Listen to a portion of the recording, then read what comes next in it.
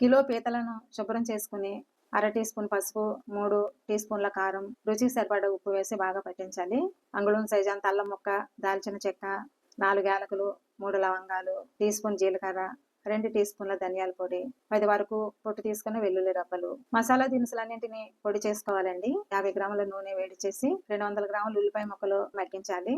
ఇవి కాస్త మగ్గాక కట్ చేసుకున్న మీడియం సైజు టమాటా వేసి మగ్గించాలి. అల్లం వెల్లుల్లి వేసి నిమిషం పాటు వేయించాలి. ఇప్పుడు స్టవ్ కట్టేసి చల్లారనిచ్చి మిక్సీ పట్టుకోవాలి. 200 గ్రాముల నూనె వేడి చేయాలి. ఉల్లి మసాలా వేసి సన్న మంటపై మగ్గించాలి. కొద్దిగా వేగాక పీతలు వేసి 2 నిమిషాలు ఫ్రై చేయాలి. ఇప్పుడు పావు లీటర్ నీళ్లు, పచ్చిమిర్చి వేసి 5 నిమిషాలు మగ్గించాలి. నీళ్లు దాదాపు సగం అయ్యాయి. మీడియం సైజు నిమ్మకాయ అంత చింతపండు పులుసు కూడా వేసి ఉడికించాలి.